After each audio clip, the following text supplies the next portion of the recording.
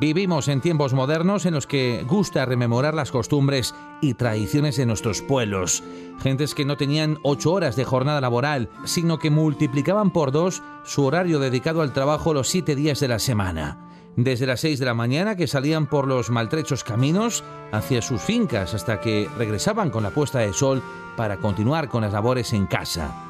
Ese esfuerzo y dedicación de la gente de los pueblos se refleja hoy por hoy en el Museo El Varal de Carracedo. Aquí están expuestos la mayoría de los aperos agrícolas que utilizó la gente de aquella época para realizar esos trabajos. Antonio Hernández nos recibe en su museo, el de los recuerdos, el que muestra cómo era la agricultura hace más de 50 años. Bienvenidos aquí al Museo del Varal, la joya más bonita del Bierzo, ¿eh? Antonio ejerció como docente cerca de 40 años en Toral de los Vados. Su pasión por estas piezas, tan significativas para él, le viene por la gran fobia que tenía a la agricultura desde pequeño. Lo que tanto llegó a odiar, con el paso del tiempo fue cambiando en su vida, hasta reportarle una gran satisfacción a base de recuerdos de todas aquellas cosas que le hicieron pasar tan malos ratos.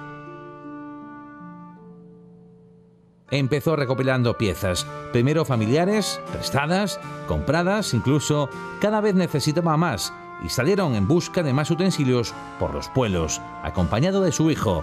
Tras 10 años de búsqueda, hoy reúne en su museo más de 800 piezas etnográficas de gran nivel. Empieza nuestro recorrido por el interior del museo en compañía de su dueño. Esta es la parte denominada Rincón Agrícola.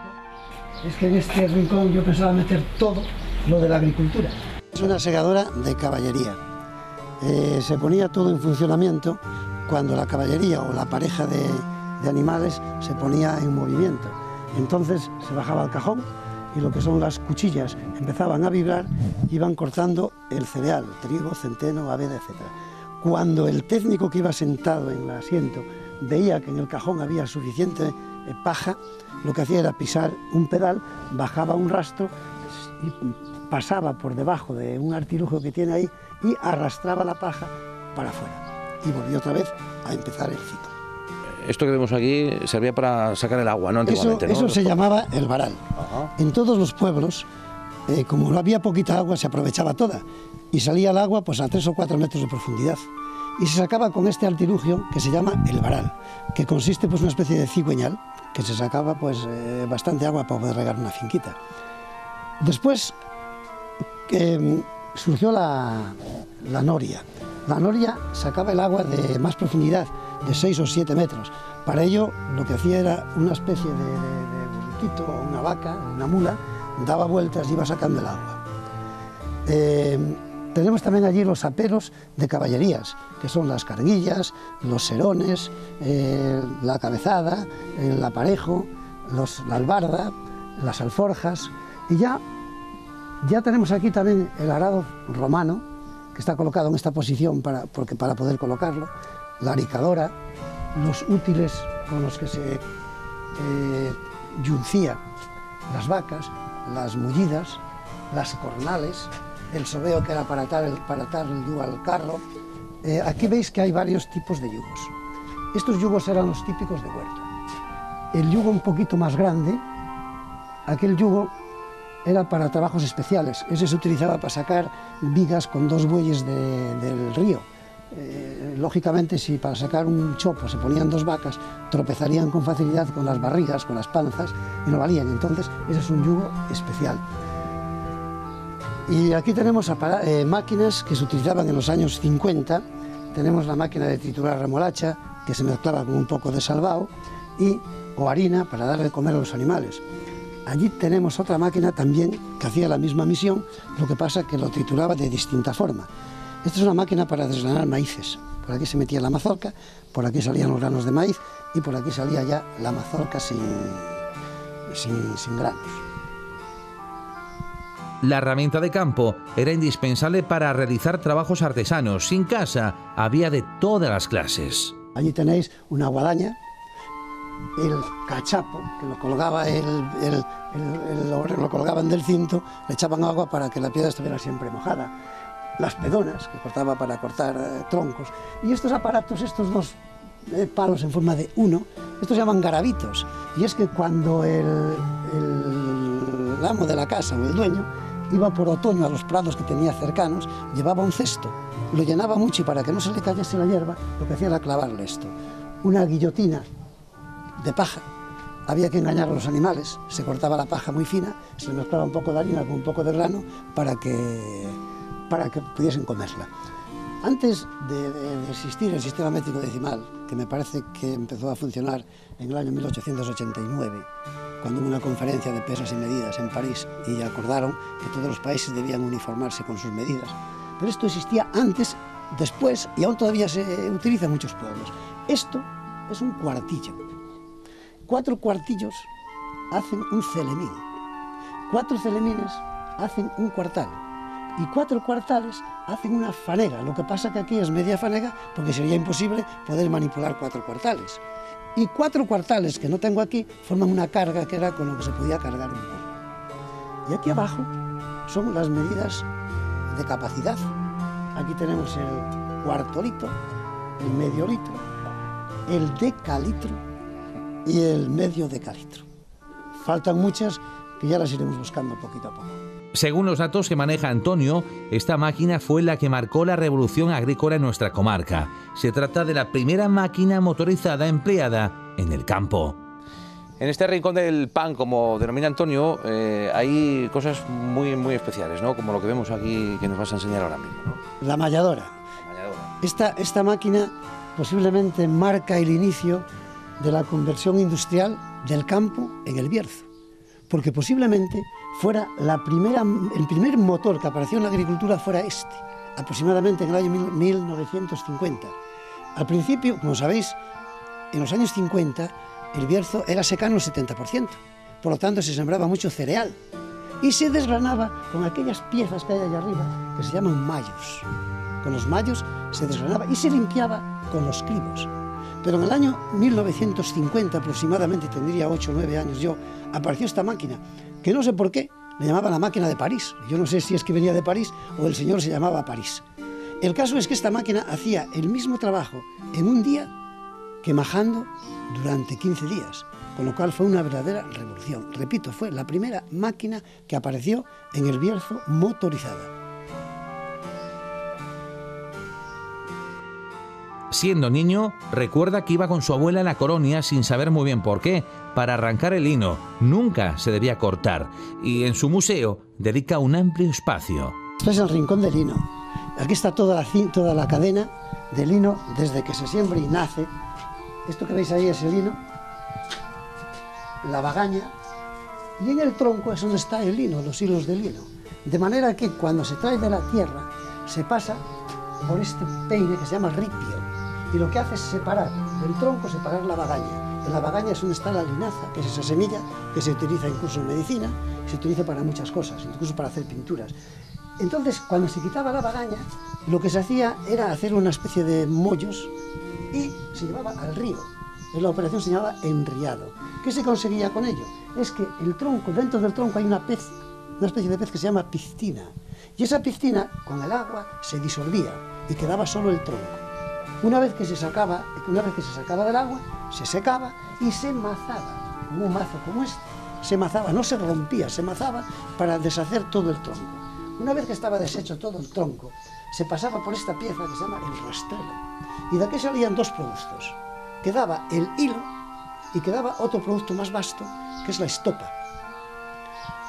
Una vez sacado de aquí el hilo, se pasaba por esta máquina, por esta pieza, que se llama una fitoira. La fitoira normalmente la trabajaban las mujeres, se sentaban en una banqueta, ponían un pie aquí, otro pie aquí, iban pasando el hilo, y lo iban espadeando. Lo iban con una espada, iban espadeándolo para dejarlo sin tasca ninguna, sin trocitos ningunos. Y una vez que estaba bien espadelado, que estaba bien, que habían quitado bien lo que son toda la tasca, toda la casca, se hacía una mazorca parecida a la de las ovejas, como aquello. Al fin de cuentas, el lino son hilos, la lana de las ovejas son hilos. Entonces, al mismo tiempo, cuando se hacía la mazorca, casi se confundía la mazorca de la oveja con la mazorca del lino. Y entonces es cuando, por medio de la roca, ahí tenéis una señora de Carracedo, que yo le llamo la abuela de Carracedo, porque no sé quién era. y está hilando, es con la roca, y el fuso, que es esa piecina que tiene, son estas que veis por ahí, que con el yugo lo que hacía era ir tirando del hilo. Se utilizaba una palabra que era espilir, iba espiliendo el hilo y iba torciéndolo con el uso. Llegó un momento en que el uso desapareció y apareció la rueca. Esto hacía el mismo oficio que el uso, que es lo que tiene la señora. Y con esto, no sé cómo, pero ella mecánicamente iba torciendo el hilo. Una vez que todo el hilo estaba torcido, lo que hacía era llevarlo a este aparato que se llama el sarillo.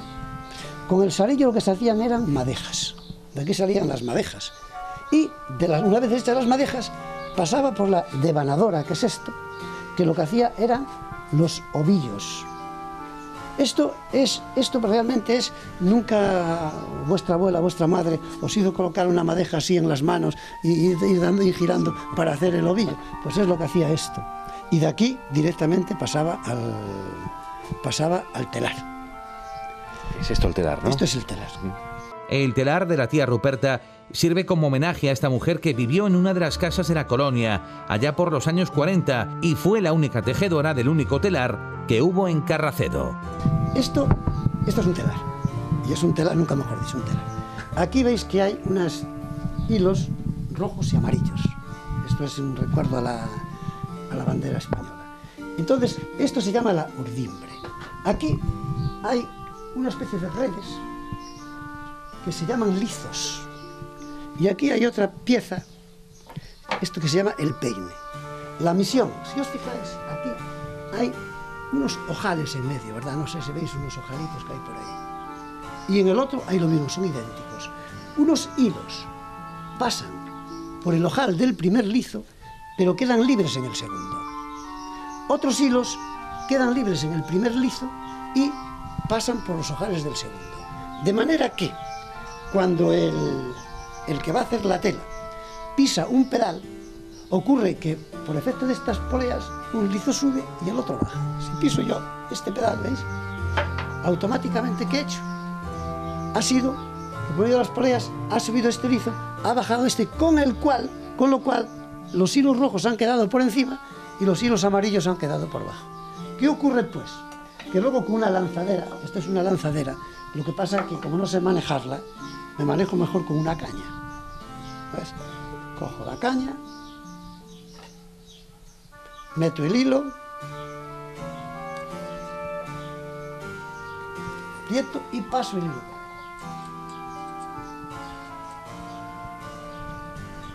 Esto, claro, las viejas de entonces lo hacían de maravilla, ¿eh? Aquí había una señora que se llamaba la tía Ruperta. Por eso yo a este telar le llamo el telar de la tía Ruperta. ¿Ves? Se hacía, y entonces ahora con esto, que es el batán, lo que hacía era apretar, ¿veis? Y automáticamente quedaba un hilo pegado con otro, porque a fin de cuentas cualquier tipo de tela consiste en entrelazar unos hilos con otros. Si piso el segundo pedal, ocurre al revés. Ahora suben los amarillos hacia arriba y bajan los rojos hacia abajo. Volvemos a pasar el hilo con esta lanzadera especial. Volvemos a pasar el hilo. ¿Veis? Pasamos el hilo, además ya podéis observar con la facilidad que lo paso yo, ¿eh?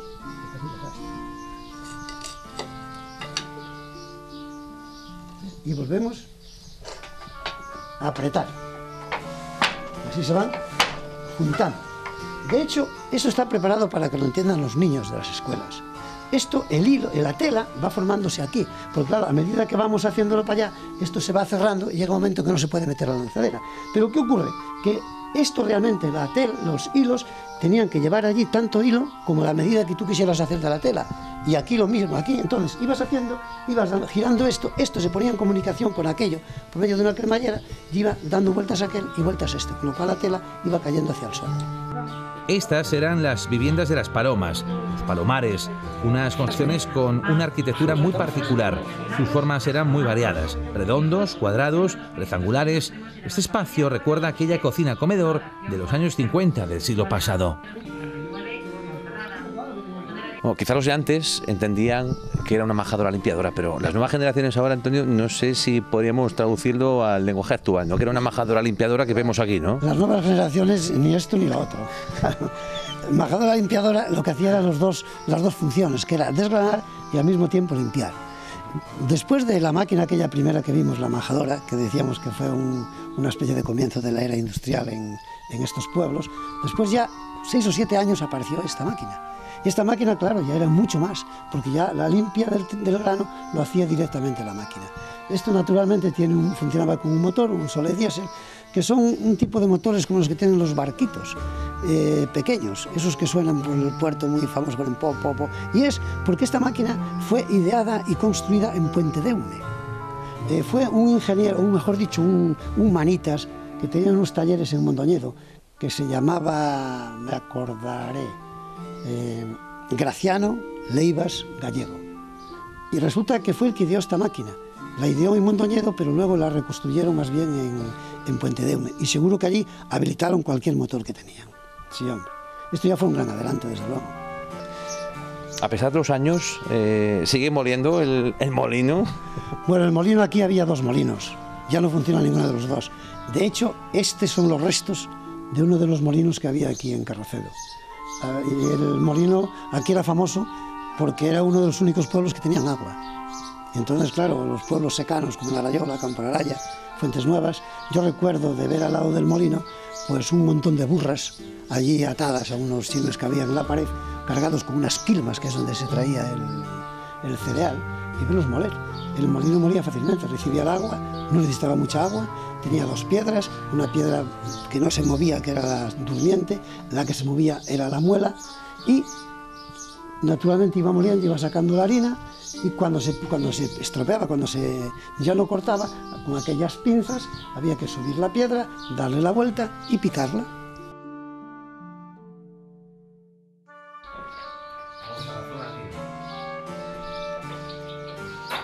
Pasamos a ver el Rincón del Vino. En esta zona del museo encontramos la segunda pieza más importante del museo, después de la majadora, un lagar de viga, comprado a un vecino del pueblo de Villariz. Elaboramos vino, ¿no? Antiguamente, si esto se movía de verdad, en su día el lagar, ¿no? Sí, claro que se movía. Aquí el lagar más grande que había era en el monasterio, que tenía una viga de unos 10 metros, pero que aproximadamente a mediados del siglo pasado, yo llegué a ver la viga allí, ya se estropeó, se debió quemar o la gente la debió llevar para casa, para la cocina.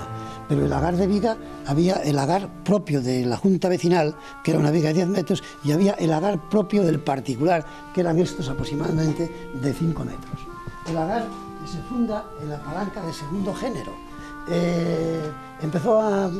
Tiene sus orígenes unos 500 años antes de Cristo, es decir, unos 2500 años ahora aproximadamente. Consta de la parte trasera, que por cierto se llama culo, lo que es la viga, el pilón y el sinfín que tiene para arriba. ¿Cómo funcionaba? Por medio de este palo, que era el andador, lo que se hacía era subir todo el pilón hacia arriba. Se llenaba esto de uvas, se colocaba un castillo de madera. Cuando estaba colocado el castillo de madera encima de las uvas, se soltaba esta especie de palanca que hay aquí y entonces empezaba a bajar por su propio peso. Y esto tardaba en bajar igual 2 o 3 días. Pero al cabo de los 2 o 3 días había sacado todo el mosto que había en las uvas, hasta el punto que para sacar después el orujo había que picarlo, que luego se utilizaba para hacer el orujo. La última parada la hacemos en un taller, un espacio que Antonio recuerda muy especialmente, al tratarse de un sitio en el que trabajaba muchas horas su hermano fallecido. Aquí hacía muchas horas una persona que quieres mucho, ¿no? Hoy y siempre, ¿no? Tu hermano. Sí, era mi hermano, sí, era mi hermano. Además era una persona que era sordomuda.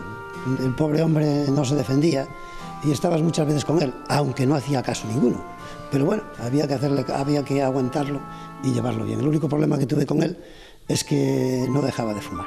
Y consecuencia de ello, pues murió de un carcinoma de pulmón, de un cáncer de pulmón. Pero era un manitas en la carpintería. Todo lo que necesitaba lo compraba. Aquí podéis encontrar desde cualquier pieza mecánica hasta cualquier pieza artesana. Todo lo que encontraba, lo que necesitaba, lo compraba. Esto lo he ido restaurando un poquito, lo hemos pintado, he ido también acumulando piezas allí, que son piezas antiguas, como ves la sierra portuguesa, la sierra de aire, las garlopas, cepillos, todo esto se ha ido acumulando poco a poco, máquinas para afilar antiguas, máquinas para dar lizo también antiguas, y luego ya más modernas, como son la cepilladora, la sierra de pecho, y todo esto. O sea que esto está completo, y claro, esto tiene un valor muy intrínseco para mí, por eso, por ser obra de mi hermano, y que él seguro que estará contento de ver que esto está así. Nosotros ya lo hemos visto, nos vamos, pero recuerden que ustedes pueden verlo cuando deseen. Basta con que marquen este número de teléfono que ven en pantalla. Y nuestro querido Antonio de Carracedo les enseñará los recuerdos que guarda en este museo etnográfico El Varal, un lugar que les hará entender cómo era la agricultura hace medio siglo en nuestra comarca, El Bierzo.